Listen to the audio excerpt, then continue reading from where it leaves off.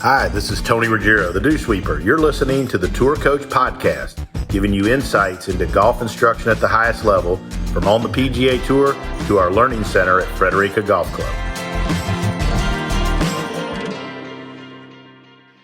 All right, so another edition of the Tour Coach here from another retreat at Frederica Golf Club, our home. And it's been a great weekend. Sitting around with me here is my good friend Wayne Flint. Wayne, thanks for coming down from Birmingham again. Always great having you in to bail me out and help me look like I know what I'm doing. So good having you. And Dr. Scott Lynn, who certainly makes us smarter. He handles the biomechanics edition of the Tour Coach here. And my good friend and super agent and performance coach. In fact, we had Connor Luke just sent me a message, said you changed his life today. So we'll get into that later on. Mac Barnhadt. So hey, man. What I wanted to talk about on this is, so I was going to just kind of briefly get this thing kicked off, was Scott and I were talking earlier in the Bay, I think today, I don't know if it was today or yesterday, about how I think that if you're really going to develop and foster talent, you want to have people that are really good at all the different disciplines that it might take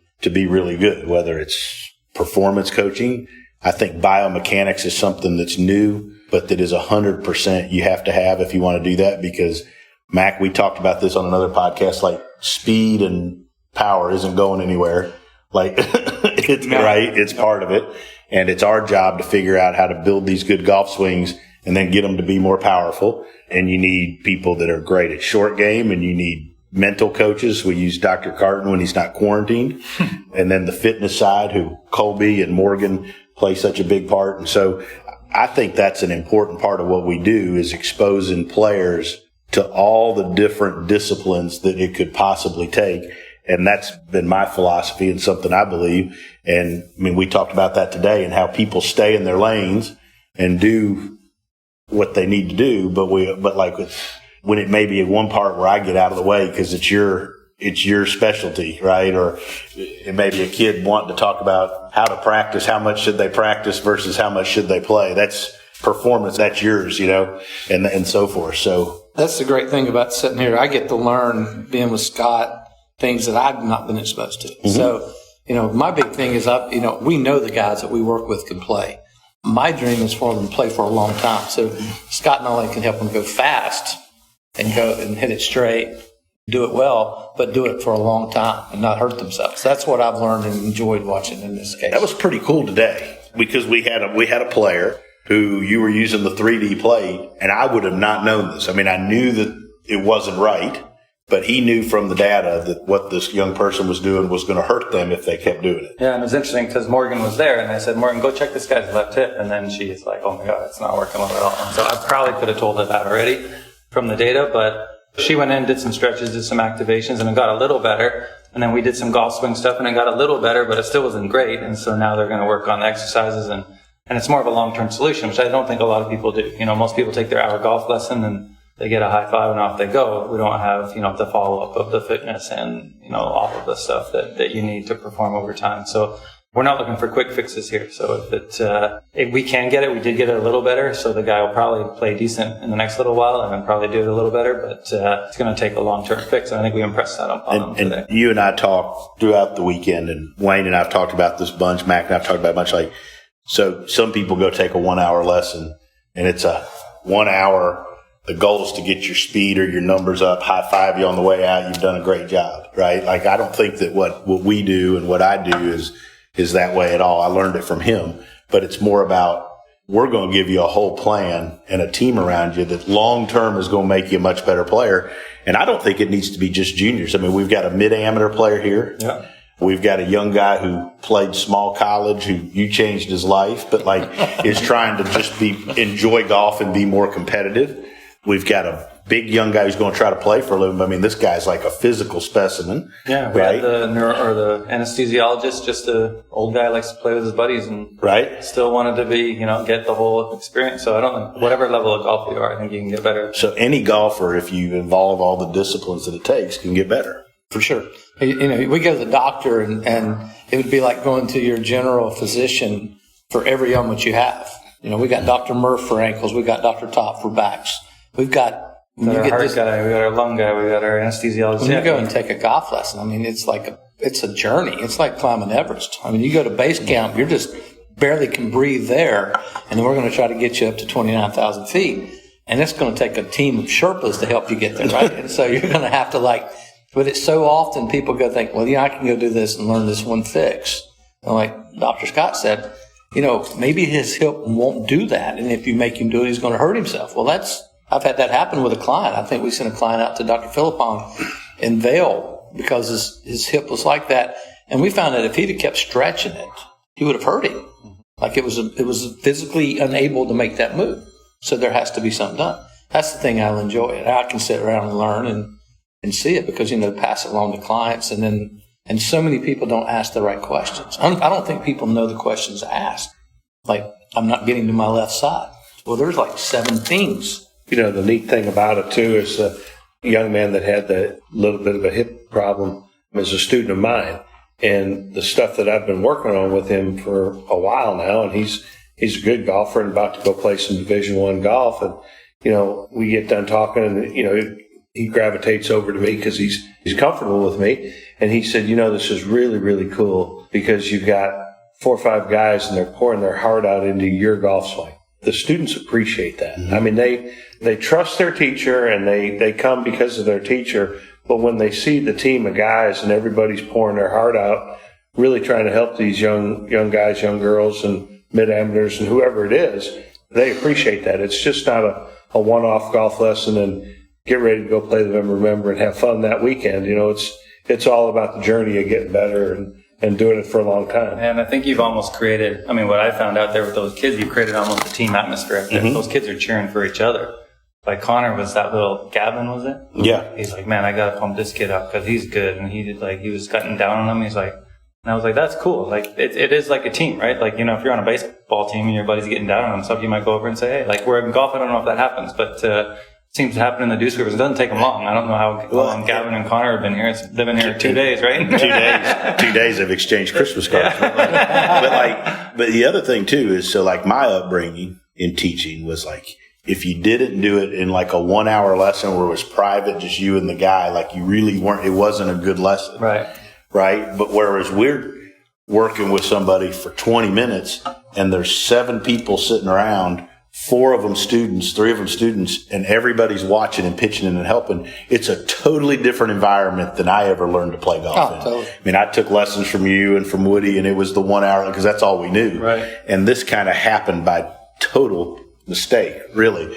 But to me, you know way more about how people learn, and you've done a bunch of stuff with Dr. Will Woo. But I think to me, young people especially really like getting things in short bursts, hearing what they need to do, get the feel of it, and then just go do the damn thing on their own. Sure. And not just sitting there for an hour. It seems and I don't know if that has anything to do with how people learn, but it certainly seems to be people like it better. And I like how the fact that we're here for 3 days, and so we're working with them constantly for 3 days. And so, a kid came up to me today, hey, I was working on that thing yesterday, and I'm struggling with this. Oh, let's try this. Where an hour golf lesson, you just send them off, and you might not see them again for a week, a month. Worst development in golf was a timed golf lesson.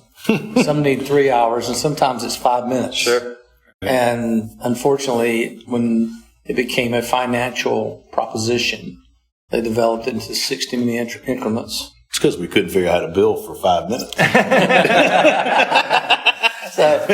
I think it's always, it's I would rather just say, all right, I'm going to pay you this much this year to make me better. And if it's 2 minutes or it's 4 hours or whatever, and people go, well, I'm not going to commit that much. And I'm going, no, wait a minute. You know how much an hour lesson is? You probably pay less in the end. Right.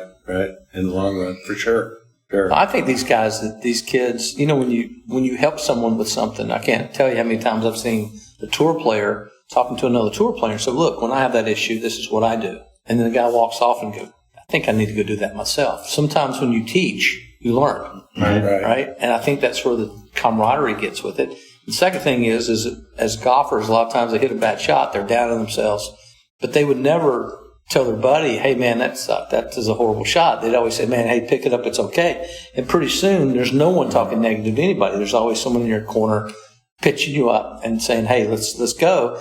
I always tell people, if you treated yourself like you treat your friends, what a wonderful life you would have. Right. Right. But And so it's so great to see the older guys too take the 13-year-old kid under their wing and walk off the last hole, and they're patting him on the back, telling him how great they played, and you just see the young man growing with confidence and growing up before your eyes, because he's out with guys that he looks up to and admires, and they're treating him like they're equals, and that does so much for young guys, young girls, all of them. I mean, it just builds their confidence about themselves and makes them want to continue to play and makes them want to continue to learn. So they're not scared of getting in that arena. You got one of your students, Gavin, I think he's 14, already incredible athlete, incredible kid, but here he's matched up some guys that are getting ready to go turn pro. Right. That's pretty intimidating. Right.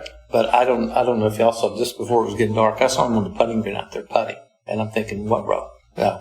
It won't take him long, but how intimidating, 14-year-old versus a guy that can hit it 330. Right. But they're pairing up. Yep. They're playing together. They're all playing a match. Yep. And I think it brings up to the other thing that I think is important is the playing part of it. And for years I was coming up, I would watch where Wayne and I used to work. I mean, these camps just made them do skills test and beat balls all day from 8 o'clock till 3 or something or 4, and then they'd go play 6 holes. And these guys were exhausted, right? And they got where they didn't like doing it. Right. Whereas now, I mean, you're there, everybody's pitching in, and everybody has lunch, and then you go play 18 holes of golf, and you kind of shut the instruction off. Then it's about playing golf and having fun. Right. And I think that then they all come back in, and they come back in and they have questions about what they did, and they'll say, "Hey, tomorrow, can you help me with this or whatever?" But I think that you've got to keep the playing aspect very centric in what you're asking these people to do. Right. And because if you get it where it's got to be too much, where you can't get better unless you stand out there for 8 hours, you're going to lose them. Yeah, and these kids, they were talking to me like, who would I get to help me with this? And I'd say, that's your responsibility to figure out how to play golf. It's not theirs. They're teaching you fundamentals, teaching you techniques, but it's your job. I said, I've seen so many young kids, they go out and shoot 79, and their parents pick them up, take them straight to the instructor and get another lesson. Well, that's great for the instructor getting $250 an hour, but 79 could have been for a lot of reasons. Second thing, these kids now they're telling me they're keeping their stats. I'm like, there's already a stat. It's called what you shoot. That's your stat. I don't care if you have 1 green or 18 greens, what you shoot. That's the stat you're looking for. To go out and say, well, I'm not playing well because I only hit 5 greens. There's people in golf tournaments hitting 5 greens. Phil Mickelson hits tournaments hitting no greens. I mean, but this stat stuff now is like how good, it's sometimes I think it gets overrun because there's more opportunities for people to make money by saying, hey, I'm going to do your stats. Well, there's a stat every day they post it up on the board. But a lot of these kids, as I always tell them, I said, it's still your responsibility to figure out how to do this. And they're not going to be here with you on the 17th hole with a 1-shot lead. I mean, you better know what to do. Right. But you can't just hand it over to the instructor. I mean, it's too much responsibility. Well, that's what I like. One of the things that I think is important is that the player has accountability and takes ownership of what they're doing. Whether it's understanding why Scott, you've asked him to do something, or I've asked him, or Wayne or Max told him something. Like, in the end, I mean, we can explain stuff to them and help them understand the cause and effect. But if they don't take ownership of it and they don't understand it themselves, and I think that's where real learning comes from a player, is when they actually understand the reason you're explaining something to it. They understand the effect that it has on the golf ball or their game, and then they commit themselves to working on it. But if you just tell somebody to change something, and I think, I was that way growing up, people would tell you to do something, but if I didn't understand it, the first time that I hit 2 bad shots, I was like, well, shit, that can't be right. Because I didn't understand why the hell it would work if the ball went good. And that's why I like the, Will's kind of Goldilocks drill, right? Do too much, too little, and just right of it. Talk about that. I love that. Did you see that this week, Wayne? I've used this. He did this with me and Lucas thought it was fascinating, but it's. So we had a kid whose face was wide open, right? So we tried to get his wrist a little more bowed to try to square the face, and he was doing it, and he was like, I don't really know. I remember he was like, And I was like, okay, well, on this one, cup it as much as you possibly can, and he sees the ball go way right. On the next one, give me ultra DJ. And he sees the ball go way left, and this little light went off in his head. I'm like, now do halfway between that, and he flushed it.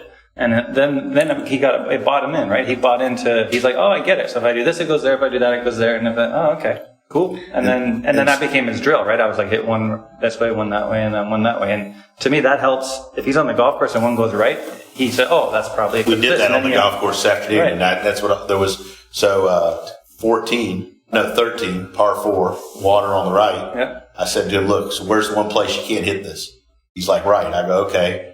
So when you were working with Scott, now what's the one thing we told you to do if you didn't want it to go right? He's like, well, I got to overdo it. Yeah. So he's like, all right, well, I make the swing overdo it, does it. And he hammers a ball that draws down the left side of the fairway, right? But like that's teaching him, right? Applying the stuff now he can go anywhere to any tournament and understand that process of right versus But also, left. if he doesn't want it to go left, he knows, hey, I can do a little of this, and I'll make sure it won't go left. I mean, if it does go right, or if he does hit it offline, like I think that's what creates frustration as a golfer when you do something you don't know why it happened. Right. But if he's like, perfect, I got the next one, no problem. Then he's learned something, and he's like, So I think that really helps you understand. Because I think people get way less frustrated and pissed off with bad shots if they understand why they hit them. 100%. Yeah. I think everybody accepts that they're human and they can make a bad swing. Most of us, and it's just a bad shot or whatever. It's when you hit a shot and you're like, the worst one is like, I felt like I did everything right, or it felt good, and I look up and it's 30 yards right or it's 30 yards left. And so that's why I think it's so critical when you have all these disciplines, you have a better chance at helping the person understand the why. Right. And certainly in competition, it helps them stay calm. Yeah. And work their way through the process of playing the round of golf, where it's not an instant panic when they see one go to the right and they don't know why. Right. I mean, I would panic too. Sure. So you turn the steering wheel right and the car hits a tree on the left side.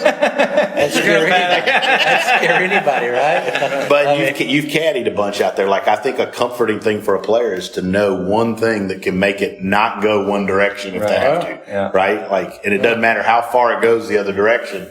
But they want to know one thing that'll keep it right, because you're going to get that. Everybody always tells me, well, the tour players, they never aim away from trouble, and I always go like, okay, you just keep believing that. I mean, how many times you've seen the guy's 17th hole at Traveler, that lake comes down right, and they're over on that left side of the bank in the rough. I mean, how many guys are in the right trees on 18 at Sawgrass? It's they're full of the brain knows, right? Yeah. I mean, and it takes pretty good commitment. All these kids, it's so fun to watch them in the sense that they're becoming better people, not just golfers. They become better people because they feel like they're moving forward. I mean, I just saw a video of Fred Couples from Butch Harmon. But Freddie's 60, and he's still working on his golf swing. Fred Butch. If people think this is an easy game, check it out. Like, it's not.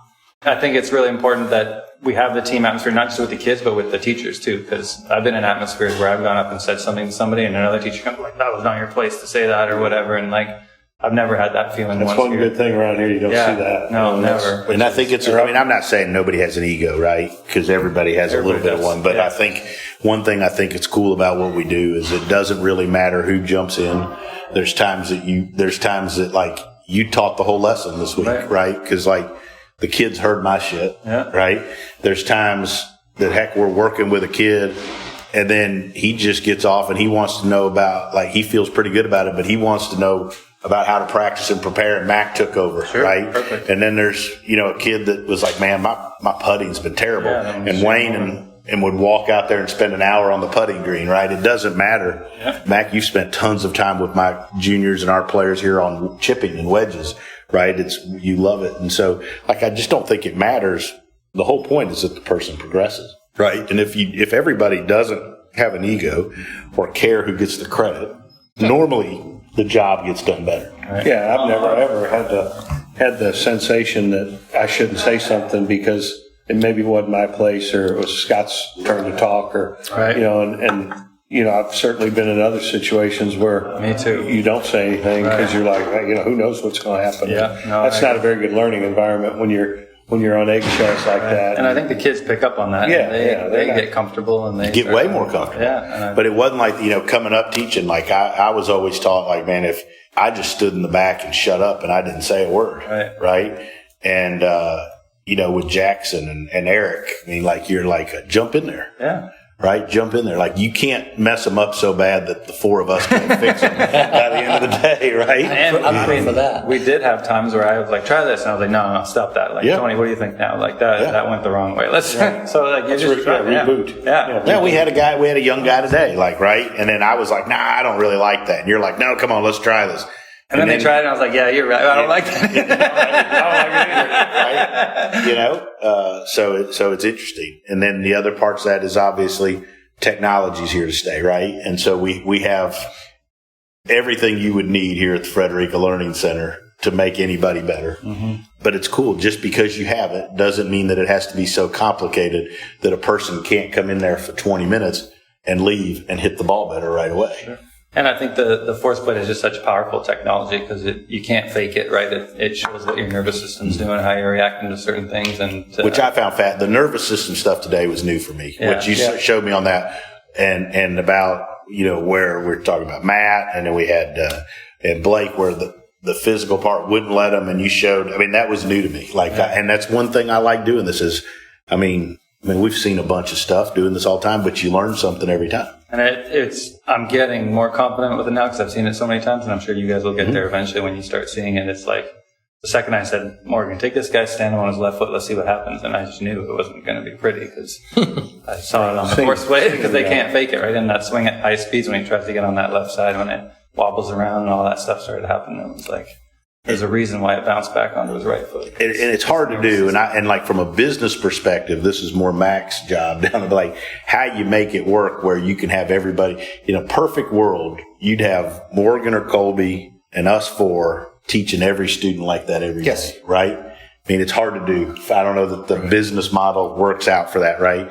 But like when you put the fitness side with the biomechanics and the fundamentals and the instruction and the performance, and then you have mental. I mean, like to me, it's pretty powerful what you can get done when you do that. It's hard to do, but like it would be so cool to be able to. We do it 4 or 5 times a year, but it would be cool to be able to do that all the time. It's certainly different than the average day at the country club. It is. I mean, we in our business, we call people flag hangers. And flag hangers are people that love nothing better than to get that flag from the player after he wins that says, you know, thank you so much for all your help. And they sign their name. And these guys, I mean, I've seen, you know, people frame their 14 flags from the players that won.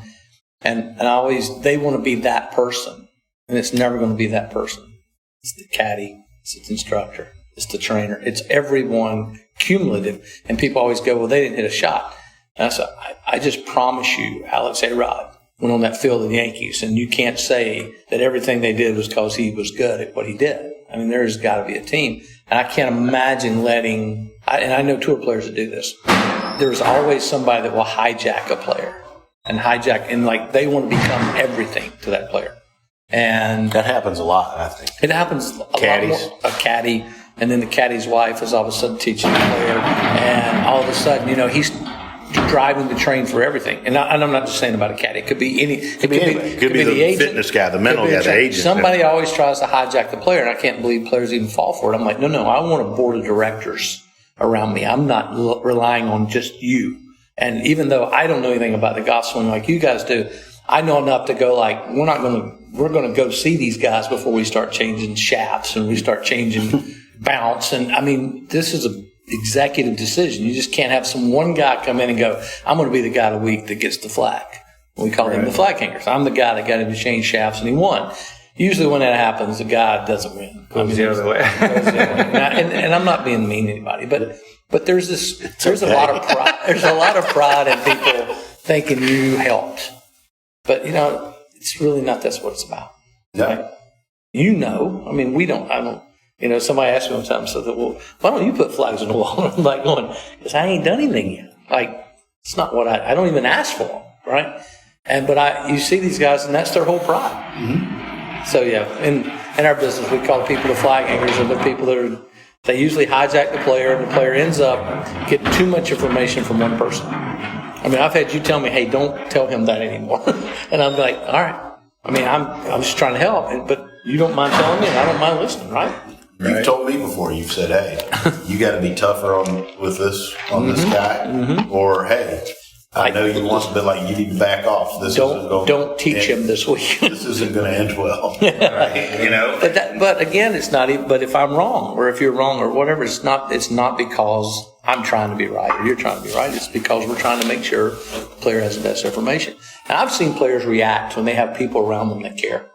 It's different, and you see it all the time. But anyway, the team thing is where it's going. It's where the game's going. I can't believe there's tour players out there without people, a board of directors, their team, concurring on everything. I mean, if Wayne tells me, he's the best short game teacher in the world, but if he comes up and says, I think his driver shaft is too weak or too, you listen to him. I mean, he's way beyond the short game expert. And we all probably have knowledge that crosses the lanes. Yeah. In other words, what would you say? You can get in the other lane, but you can't stay very long. That's right. Right. Well, and the other thing, too, that forms out of this relationship is the ability to, heck, there's been times I've sent Scott a video or a file and asked an opinion like, hey, struggling with guy hitting pulls here. All right. Been working on the same thing. Do you see anything in there maybe I'm missing? All right. Wayne, here's a video of a guy. I can't seem to get him to whatever it is. Do you see, Mac, I mean, I'm doing everything the same. Performance is shitty now. What do you think it is? Like there's, so you have these resources and you have the ability and so when you're dealing with a player, and that's the advantage for the player though, is I'm sure that they know we talk, but they don't know the extent that we talk and that we talk all the time. Oh, no, and then whoever's the lead instructor, whatever, is the guy that's normally in charge of delivering the message. But everybody talks to come up with that message. I mean, they're playing for hundreds and hundreds of millions of dollars. And sometimes they budget their team like they're playing bingo. You look at NASCAR. They've got a crew chief. They've got 4 tire changers. They've got a gas guy. They got a windshield, pull the film off the windshield guy. That's a huge response. I mean, there's a bunch of people for that NASCAR guy, right? And I think one of the things is his life depends on it, But his financial, you think they skimp and say, you know what we're going to do? We're just going to get 1 tire changer. And then as soon as he does that, as soon as he gets doing that, he can put some gas in, right? And this is kind of where it goes, And you see that team jump over the wall. I mean, they're all doing their thing. I've worked for some guys that went with the cheaper tire changer. I've had guys like, oh, that sounds like a lot of money. And I'm like, when you're playing for a lot of money, I mean, this isn't the $5 ante table, baby. I mean, this is where they put you in a private room and it's $10,000 ante. I'd go in there with everything I got because being $20,000 in debt and $100,000 debt ain't going to matter when you're playing for this much money. But sometimes I've seen people skimp on things that just make me giggle when I'm thinking you can win $1.5 million every week. And I would go find the best teacher, best trainer. And if I had the money to borrow, I'd borrow it and say, you can only work with me. I'm paying you that much. I'd wrap everybody up. I would. I've always said that. No way I'd let somebody go over and batting coach for the Yankees in the World Series and then go like, I'm going to go work with a couple of the Red Sox players. I'll be right back. Yeah. I mean, that never made any sense to me. Probably not going to work. Yeah. I know that's kind of probably not feasible, but you get to a point. I would imagine for me, I would look at, I'm going to stack the tables against my competition. I'm going to take the best trainer away from you. I'm going to take the best instructor away from you. And I'm going to pay them millions of dollars if I have to go out and do this. So, but again, it's not feasible. But in some shape or form, these guys, I've seen guys save enough money, to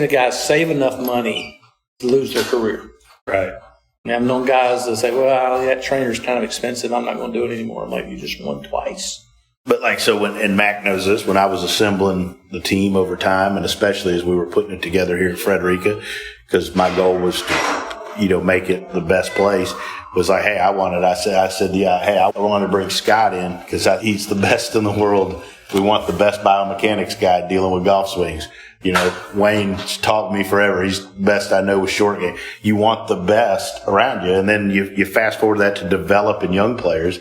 Well, hell, if we're really good at dealing with tour players, think if you take a kid that's 14 and you put that team around him and he's got 8 years till he plays into anything that's worth the shit that matters, how good he can get. And you got Frederica giving us, I don't want to say an unlimited budget because they don't want to hear that, but a really nice budget to build the best learning center in the world. And, it's whatever the best is. And again, we do this, using this for a guy that's 60 to let him go have the greatest day of his life is worth everything. Right. I mean, We had that with the doc this morning, right? He just wanted to get better, and he's got Morgan in there doing stretches with him. Scott's explaining biomechanics. I'm explaining the stuff I've done. I mean, it's awesome. Well, yeah, there's nothing more fun than seeing the members of Frederica going, so I can go through everything those tour players do. Right. Everything. We have a treatment room in the learning center. So we have one, Brian Smith, one of the best body guys in the world, putting guys back together, as we call it. I mean, and so there's nothing more fun than watching somebody that's only got an hour less in their life walk in and go, I can do everything a tour player does. And that's been the goal. And that's the reason, Frederick, obviously they're providing that for you guys to teach the best players in the world, the best kids coming up in the world. But again, it comes all back to just creating an atmosphere that if you want to get better, we're going to show you a different way. This is, the hour lessons are essentially gone. Yeah, right. It means just as much to the guy who's over here for a couple of weeks with his wife, and he wants to have a good time playing some good golf, and he wants to learn something new, and he wants to enjoy the game. It means just as much to him. And one, he's a learner, one will learn. Or more. Oh, more, yeah. That's right. Yeah, I had one of the parents of the kids here told me, he's like, I've never seen anything like this. I said, dude, we're kind of handicapped because of COVID. You should see it when it's really rolling. There's a couple more guys here, a couple tour players here. It's moving, and the energy is so good. But like I say, I get to, my thing is, I'm an old guy now. I get to learn. I get to sit around what you guys do, what you do, and it's fun to me. Right. And then, the last part to me, which seems trivial, but I think that we all go to dinner at night. I've always believed that people that eat together at the end of something at the end of the day, and that's probably my Italian upbringing, but I think that when everybody at the end of the day sits down and eats together, I think that's a big deal. Yeah. And you put them at tables where you put the 14-year-old with the 18-year-old, you put Mac with a 17-year-old that's getting ready to go to college, whatever, and you mix that group up and everybody sits together, eats together. I think that's a big part of the thing, because I think that's where people share, and I think that's where they get closer to each other, and I think they understand where everybody's coming from better. I think in general, they get more comfortable for sure. And that explains why you're always sitting with your back. You never sit with your back to the door. Yeah, I always sit where I can see what's coming in and out. You've had 3 wives. You don't sit with your back to the door. No shot. I mean, there's 2 of them I think would still take a shot. One of them's still okay with me. But she does my logo. I mean, I hung on to that. She was talented.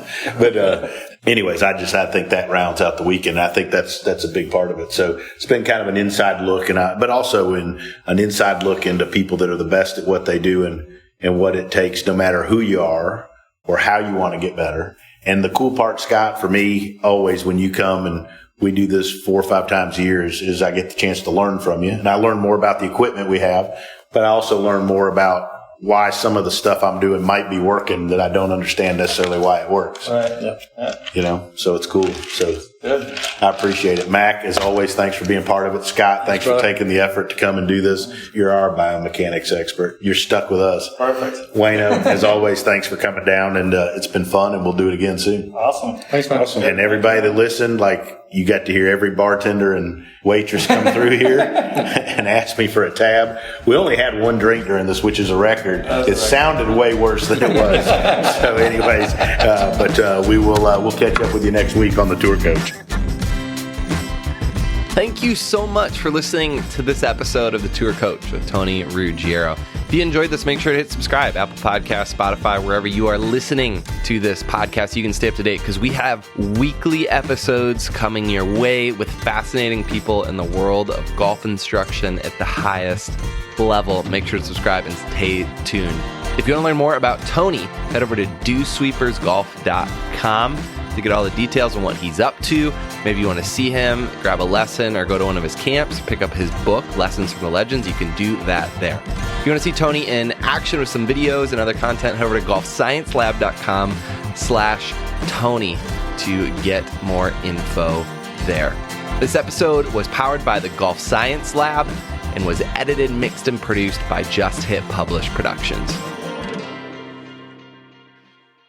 As we go into year 2 of the Tour Coach, it wouldn't be possible without the support of all our sponsors. And I've had some great ones. And one of the things that I'm most proud of in my career and in my business is the fact that all of my relationships here and all these sponsorships have been long withstanding relationships, haven't jumped from sponsor to sponsor and manufacturer to manufacturer. And I've always prided ourselves in special relationships and when people work together, support each other, and we've all put out great products for the benefits of everybody else. So I want to give a special thanks to these folks that have been with me for such a long time, and that would be the folks at Shrixon, Cleveland Golf, and Zexio. Couldn't ask for a better manufacturer to be aligned with. And not only do they put out great product and great support, but they're first-class people, and they believe in what we're doing here on the Tour Coach and with the Dew Sweepers, and also Vineyard Vines. Ian, Shep, TJ, and all the folks at Vineyard Vines. It's hard to keep me looking good, but they do a fantastic job. And they're like family. They support everything on the Dew Sweepers, and we're so proud to be affiliated with and support the folks at Vineyard Vines. So if you're out there, you're listening to the Tour Coach, please support our sponsors, Shrixon, Cleveland Golf, Zexio, as well as Vineyard Vines, and keep listening and keep enjoying hanging out with us here on the Tour Coach.